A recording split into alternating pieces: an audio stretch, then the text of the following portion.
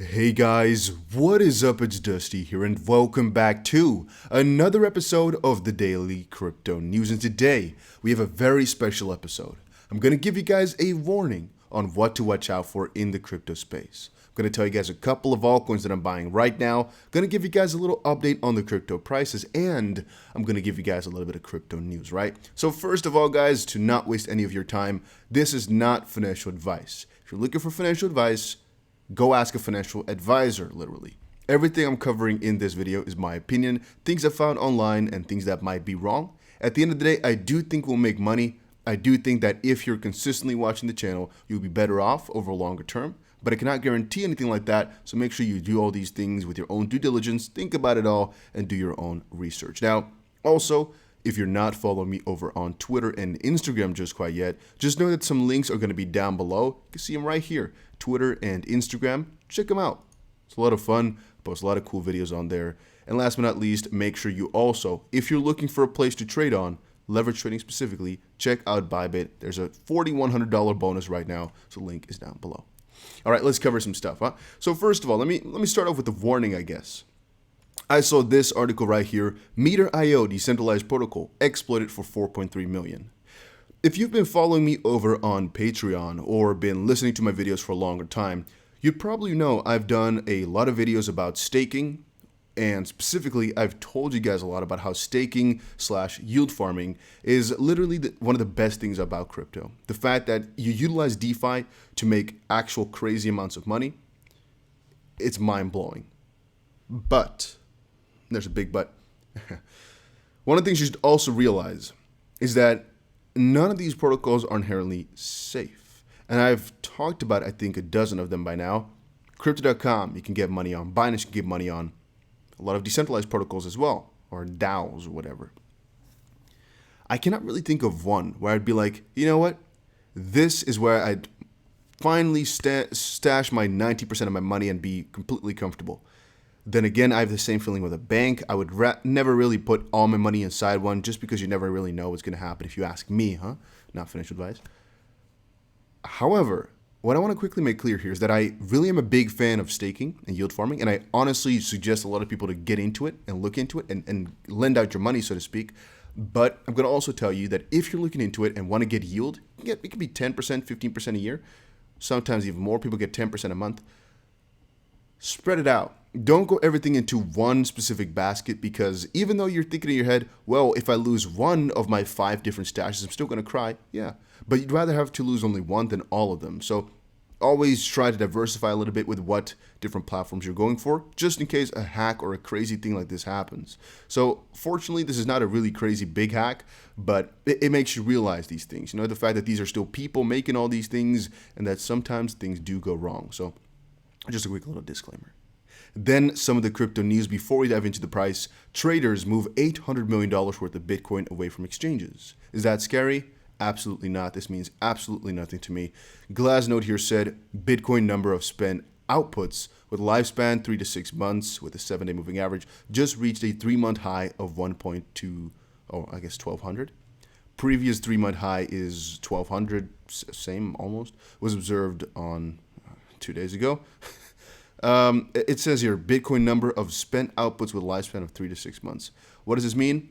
To me, absolutely nothing. Why? Well, because if you look back here, right? Look back at whatever month this was, I don't know, August, September or something of 2021. You can see that the numbers spiked like crazy and the price just dropped afterwards. And a little bit later, the price spiked and this number spiked, but there's no real correlation between the price and whatever happens here. So you might say, oh, it's such a big discrepancy. It might, I don't know. So I'm literally going to say I don't care about this whatsoever. It's only got 7 likes as well, but it's a pretty big title, you know? It makes people a little bit scared maybe. Oh, moving away from exchanges, what is that? There's 2 ways to interpret the title. One is that people are taking the money off exchanges because they don't trust them. And the second one is they're becoming less likely to sell. And so they are, how do you say it? I guess the easiest way to say it then, I should actually move over to the left a little bit. There we go. And another way to say it is that $800 million is taken off exchanges because they are not really willing to sell anymore. So they're going to basically keep it in their own stash, which is a good thing. All right, then it said crypto heading for another crash, warns ex-bot director, former Bank of Thailand director Anusarnula on Sunday warned Thailand's growing army of crypto investors that the digital asset could crash again in March. A quick, easy answer to this is yes, it could.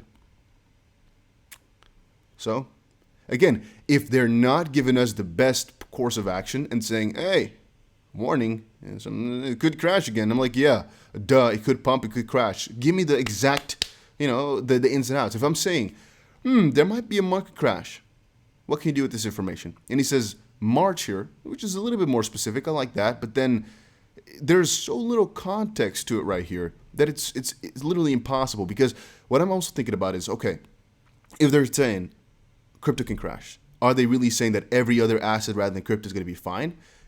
Well, no. He says predicted that another cryptocurrency crisis could hit next month as central banks move to taper quantitative easing and raise interest rates. This is inherently quite negative for literally everything that I can think of except for maybe gold. So what exactly will you flee to? What exactly will you go for? It's bad for everything. So he's talking about a cryptocurrency bubble will emerge at the end of March when liquidity in the financial markets drop.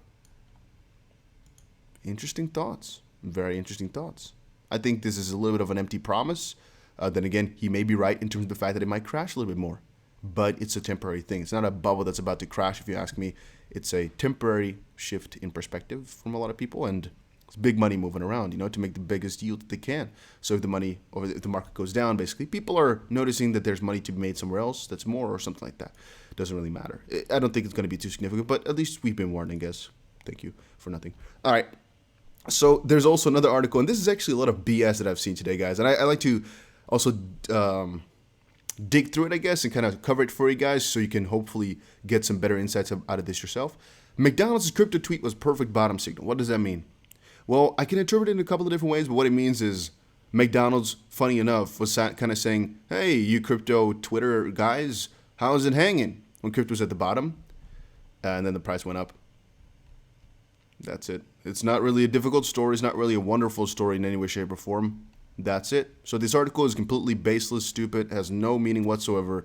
You cannot do anything with this information. They just had a tweet. It was right at that point. It's not a signal for anything. Does not mean anything. McDonald's is not manipulating the crypto market in that way. It is sort of getting a lot of attention to it, but this means absolutely nothing. So please, guys, don't dig in it too deep. All right, then before we move on once more into the crypto prices specifically, I want to quickly share with you guys a little bit about what coins I'm buying. So let me quickly put this into perspective, like right there. So generally speaking, I've told you that in times like this, I think we should prioritize cryptos that are. Let me go for the full screen. Here's the microphone. In times like this, guys, I honestly think we should go for coins that have better fundamentals rather than high potential and crazy pump potential.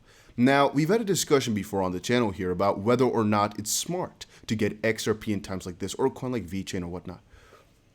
To give the story some meaning here, I'll put it out of frame. There we go. To put it into perspective here, I like it closer. You know what? Screw this. It's going to be in your face. No worries. I personally like it more to say it like this. There's a probability, and that's pretty high. Well, let's say it's even a 50-50. You know what? That the crypto prices will be moving down from here. As we will look into just a second about the crypto prices, there's a very high probability that any side can happen, basically. Tomorrow is, again, a critical point as we have the stock market opening. And, again, the stock market is in the exact same situation as Bitcoin right now, where it's a little bit indecisive, which is why they're still in some sort of correlation battle, but we'll talk about that later. So, with that having said, if the crypto market moves up, most likely it's going to be some of the bigger caps that get the gains first, and then the smaller caps, pretty quickly afterwards, are going to go berserk, just crazy, mental. But if we go down, the lower caps are definitely going to get hit hard. Meaning, for both of these scenarios, I think the potential is better for things that have a higher market cap. And again, higher market cap is like a little bit too big of a definition here. As I mean, I think it's better to go for the highly fundamental ones, as again, that's basically what I mean high market cap here. Coins that have proven fundamentals that we know will sustain for, let's say, a couple more years to go. And there's just a lot of cryptos in the entire list here, even in this list right now, that will most likely not survive for more than 10 years, if you ask me, I don't want to name any names, but, there's a lot of coins out there which have a very high probability of not surviving for a longer period of time. And the higher you go, the lower that chance is as of this point. Then again, if I look back in 2017, when I was also doing the daily crypto news as well, it's been a long time, there was a lot of crypto in there which we wouldn't think would leave either. Like, for example, Dash. Where is it now? Nowhere to be seen. A couple months ago, Stellar was in the top 10. Where is it now? 29. And so forth and so on. You know, Litecoin used to be number 4 or whatever. Right now it's number 19. And so forth and so on. So you never really know exactly how things are going to pan out, so to speak. But the higher you go, the higher the probability of you succeeding over a grand scheme of things, basically. So, all right. And then I want to quickly show you guys a little bit about some of the crypto prices that are going around or things that I find interesting. So, having said that, on the XRP chart, as we said before, we got the bullish confirmation. So theoretically speaking, we should be in a long position. For Bitcoin, we did not get the confirmation. We got the confirmation on the 4-hour, 1-hour, 50-minute, whatever. Not on the daily though, and so theoretically speaking, we should not take the long position, we should take the short position.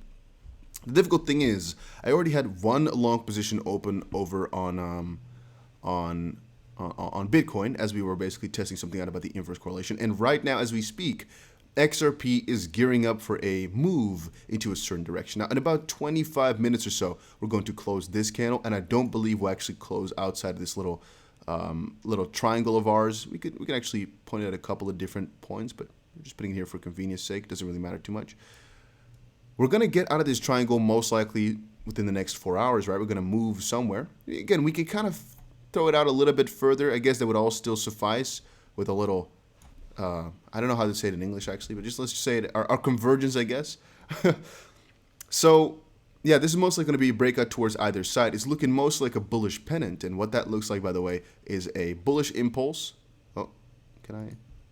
A bullish impulse with a little pennant like this or a little flag like that afterwards.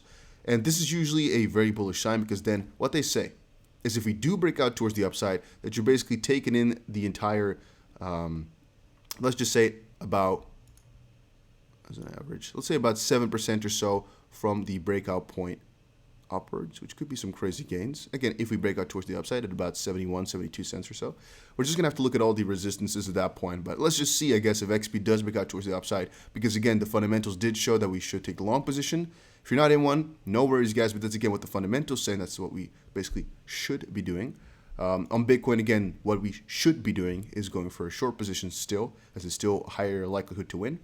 But if we're going to be honest, it's going to depend on what's going to happen to the stock market tomorrow. As we have explored now the inverse correlation, it has worked for a little while, but it's not consistent. The positive correlation is also not consistent. So Bitcoin right now is not necessarily following the stock market one-to-one anymore. It's in a really strange position. Because again, look back, guys. So for Bitcoin, remember this little bullish surge right here? It was all happening while the stock market was actually dumping like crazy. So that is, again, a very interesting point. And then this pump here for the stock market was also happening while Bitcoin was pumping. And then this dump here was also happening while Bitcoin was pumping. So that's why I'm saying not really easy to draw a correlation out of this. So the stock market is a little bit less important than before, but still quite critical. And it looks like XRP could again have a little shift. It's such an interesting space here, guys. We called out for 0.666 to be the most crucial point for right now. But it's a really interesting battle the last couple of days, guys. It's been a really interesting battle. Let me know down below what you think about the crypto prices. Right now, we're seeing almost no volatility whatsoever. You can see most of the cryptos are at about 1% down, 1% up, 2% down, 2% down, 3% down. Really not happening too much. The short position looks like the better position to have is at this point, but it's so neutral that I'm like, ooh, this might actually not be the truth. Over the last hour or so, most cryptos are down 2%, I'm seeing, so we're seeing a little bit of a dump.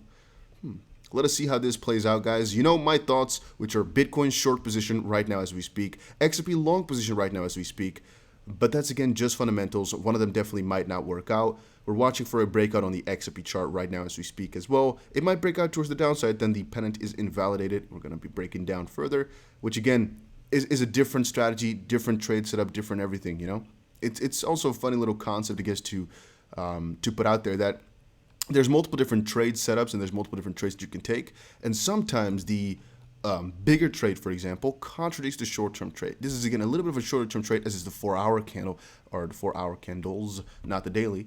On our daily frame here for XRP, I don't think we've charted anything out for a little while. It's been a little while since we talked about XRP here. Yeah. Most of our targets are above at a 77 cents and whatnot. We've fallen down so drastically for XRP, we don't remember our price targets and whatnot. Yeah, it's a long time ago. All right, but guys, that was it for today's video. Hopefully y'all enjoyed it. If you did, make sure you press the like button and subscribe. And again, if you have any feedback, negative, positive, it doesn't matter. Just put it down below. I read every single thing, and I try to make these videos better every single day.